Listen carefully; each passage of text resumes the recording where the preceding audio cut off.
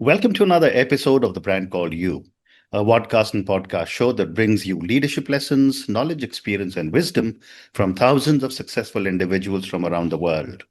I'm your host, Ashutosh Garg, and today I'm delighted to welcome a very senior and respected coach from Boston, USA, Scarlett Stanhope. Scarlett, welcome to the show. Thank you so much for having me. Thank you. Scarlett is the Biz Hippie, which she says is the title that she uses, and she helps coaches to master money and own their worth so they can be fully supported by the work they love. Very well said. So, my first question for you, Scarlett, your journey from corporate business management to becoming the Biz Hippie is fascinating. What was the defining point in your life? Yeah, definitely. So, growing up, I was the type A high achiever perfectionist. I Mhm. was the straight A student who was good at school and good at checking all the boxes, but I was also the 8-year-old who had weekly migraine headaches. And this really bled into my young adulthood. By the time I was 16, I started working in the restaurant industry and was managing those restaurants by the time I was 18.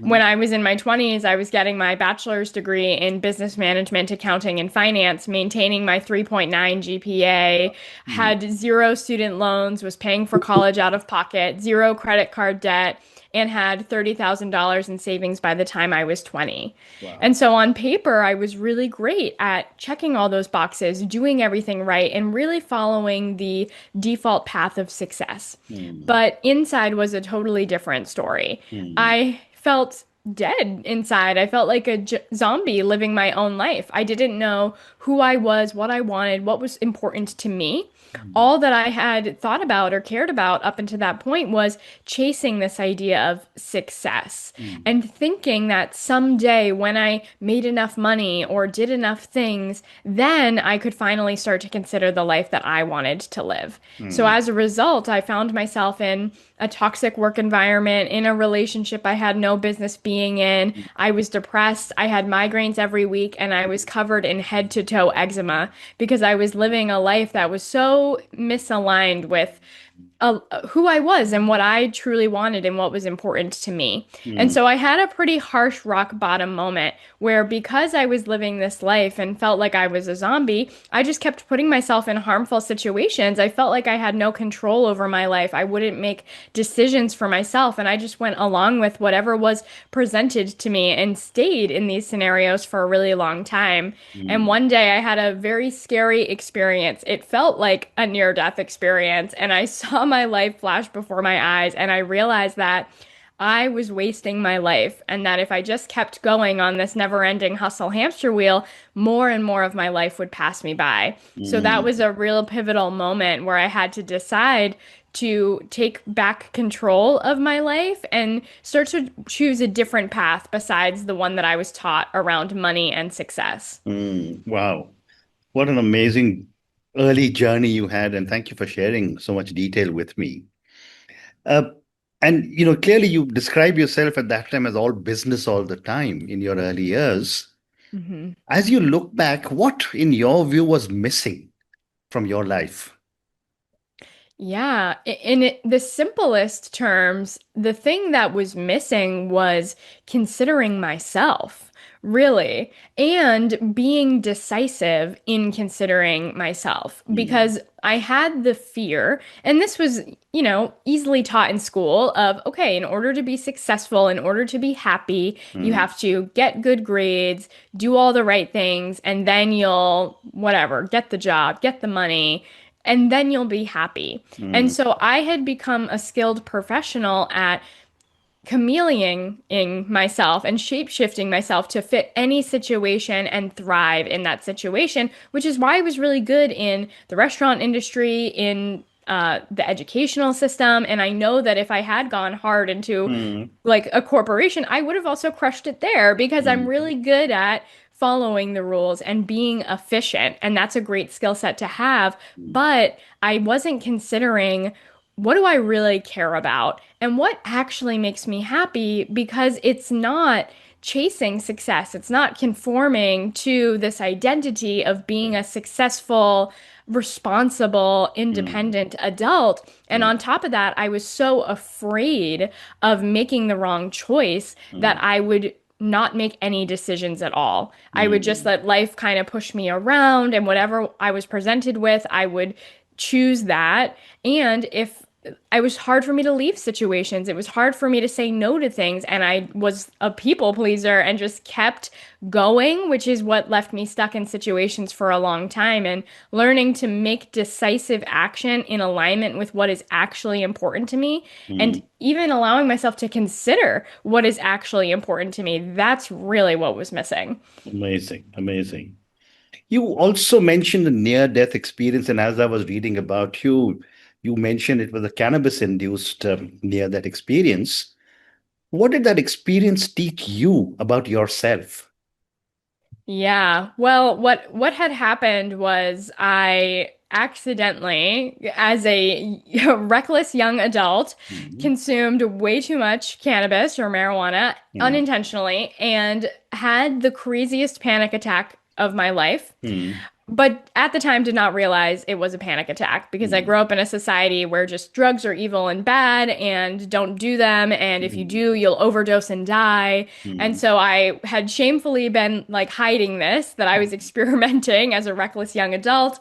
mm, So didn't tell anyone, didn't talk about it, and thought, of course I can die from this. mm. Obviously, drugs are bad and will kill Yeah, you. yeah. So in that experience, I thought this was the end of my life, that I was overdosing, that I was dying.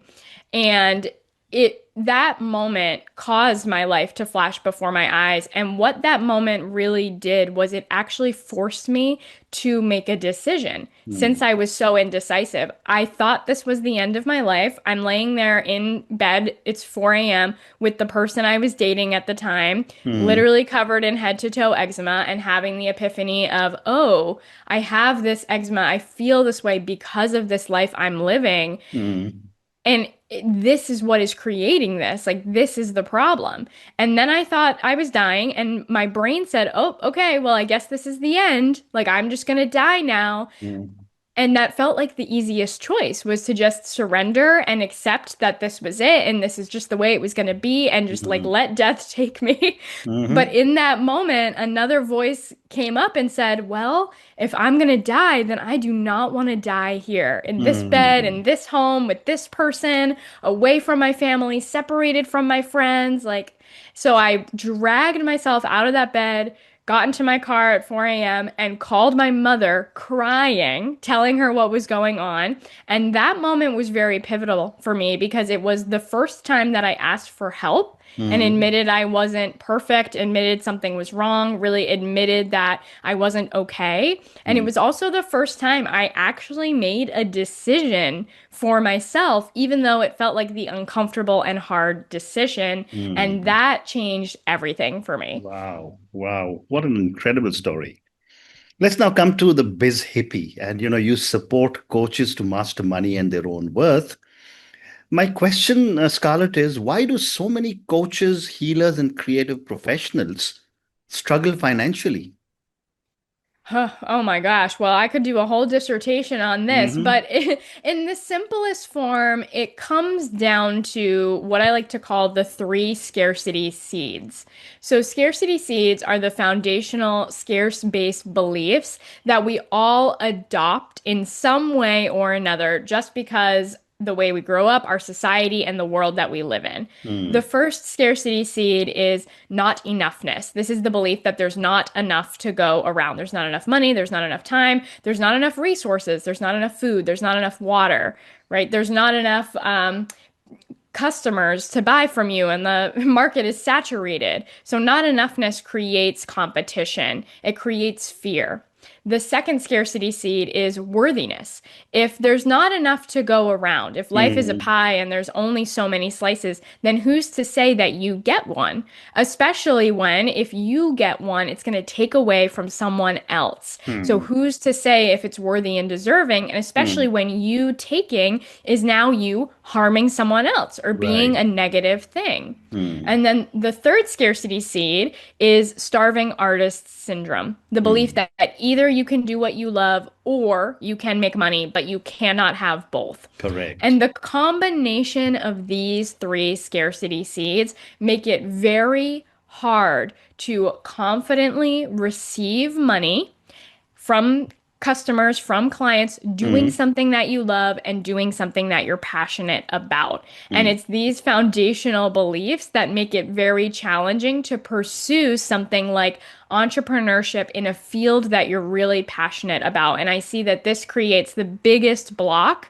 between leaving a 9 to 5 job that's unfulfilling and leaping into fulfilling entrepreneurship. amazing. How important is mindset compared to practical financial strategy when building wealth? Yeah, so both go hand in hand and they are both equally important. Mm, And that being said, I believe we have to start with the internal work first. mm, I'm a big yogi. I've been in yoga for a long time. That was a big part of my healing journey, and I'm a yoga instructor on the side of my business. So I love the saying, as within, so without. mm. Whatever you got going on the inside is going to be reflected on the outside. Correct. Because I have seen time and time again, I've worked with clients who actually have lots of money by some of my other client standards, Mm, and yet they feel like it's never enough. And so mm, they hustle and work harder and make more and more and more, and it still feels like it's never enough. This is why mm, lottery winners go bankrupt. And this comes back to the scarcity seeds and the results of those scarcity seeds, which are the way that we use our money, our patterns, our habits, our behavior around money that causes us to feel like it's never enough no matter how much we make. So the mm. internal is first and is very important. But on the flip side of that, we still need to be in control of our money. We Correct. need to manage our money, track our money, see our money clearly, know what's going on with it, and use our money strategically. And this is another big piece that so many people are missing Mm, because being in control of your money in this way influences your mindset. The mm, problem is most people have a scarcity mindset around money, but they also don't have a tangible, clear picture of what's going on with their money. And mm, therefore, they have no proof that they're safe. They have no proof that they have plenty of money. And this allows the stories and the mindset around money to win. You'll mm, always be in scarcity if you have nothing to prove to you that you're actually fine and safe and everything's okay. And mm, so we need to also do the tangible work to support the mindset. And so we can be really strategic with our money to actively create the life we want to live. Well said. Since you've been talking about, managing money, my next question, Scarlett, is what are some simple money management habits every entrepreneur or every individual needs to develop very quickly? This is so important for every single person on the planet, but Sometimes. especially if you are an entrepreneur, because everything that we've talked about today Mm, is the dial is turned up when it comes to entrepreneurship because your correct. business is a money-making machine. Yeah. Its job is to flow money in and out. So if you have a sticky relationship with money and you're not in control of it, it's going to drastically impact your business. Mm, And so, foundationally, the most important thing is to have a habit of looking at your money. And I think people miss this a lot, especially if you're more of a creative entrepreneur, where most of us are not taught how to manage money growing up. And so, even having a routine of checking what's going on. If you're someone mm, who doesn't look at your bank account, that's a really great place to start is seeing how much money do you have in there in your personal account, in your business account. So mm, that's foundational. And then can you feel safe and calm even when you're looking at those numbers? Most people feel mm, stressed out. They feel the weight of the world on their shoulders. They're holding their breath. If you can feel relaxed while you're checking your bank account, that's going to make a world of difference. So right. that's like Yeah. baby step foundation one. But Mm, then on top of that, the real goal is having a very clear and accurate, zoomed out picture of mm, what's going on with your money. When Mm, I work with my clients, I teach them how to build a blueprint. I mm, don't talk about budgeting. Budgeting tells you what you can't do with the money that you have. It mm. feels like dieting and people don't like it. But blueprinting is seeing what can I do with the money that I have. And Correct. so learning to build a blueprint where you can see Mm, how much money is coming in this month in my business? How much money is going out? Where is it going? And then same with the personal. How much correct. money is coming in? How much is going out? Where is it going? And Mm, having that level of awareness where you know what's going on right now and you can forecast that out for the rest of the year, mm. that creates a lot of safety because now you can see what's happening instead of money feeling like a scary unknown monster in the closet. Very interesting. Scarlett, you combine financial strategy with coaching techniques. How do logic and intuition work together in your methodology?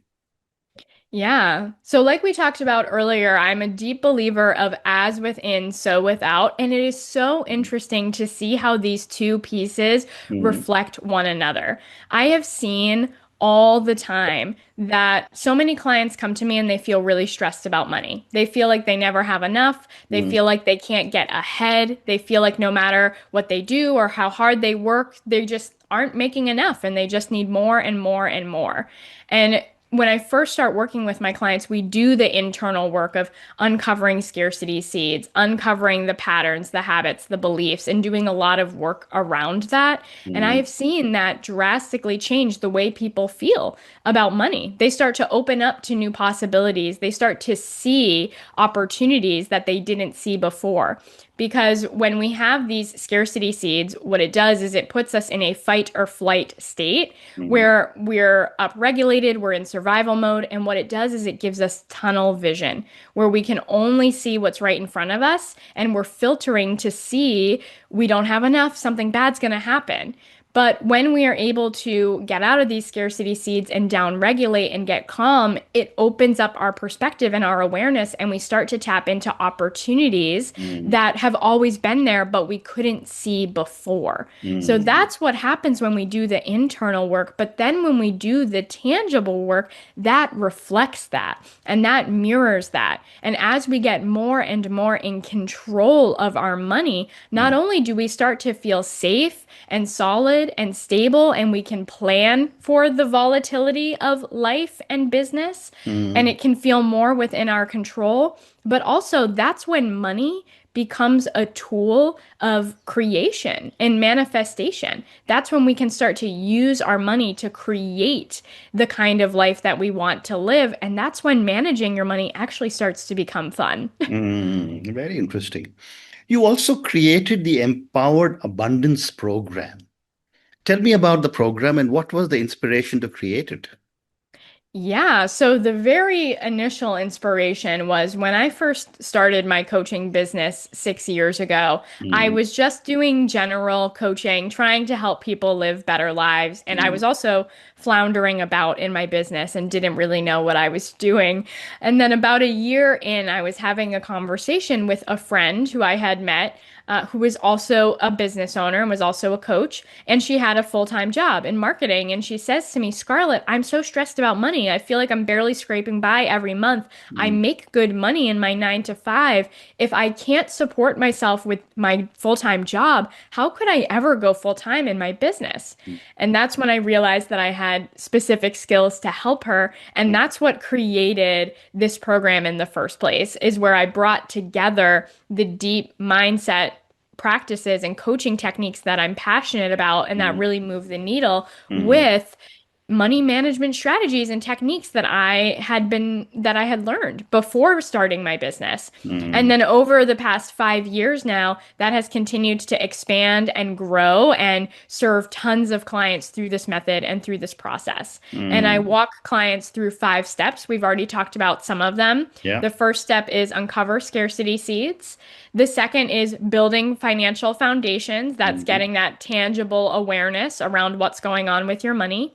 The third step is tapping into your vision. If money wasn't an issue, what kind of life do you want to live? And what is actually most important to you? What does Mm, your most abundant life look like? We need to get that clear target so that we know what you're aiming for instead of mm, just arbitrarily chasing success like I used to do. mm, The fourth step is stepping into your abundant identity. Now that we're unwinding all these old scarce-based beliefs that no longer serve you, we got to replace that with new abundance-based beliefs. We got to adopt the mindset and the identity of the version of you who is living that abundant life. And you can start to live your life as that person now and bring your vision into reality, starting right now with the money that you have. And then the fifth and final step is align financial strategy. mm. That's where you use your money as a tool every day to continue to bring your vision into reality more and more. Very interesting. Wow. Moving on now, what misconceptions do people have about spirituality and wealth?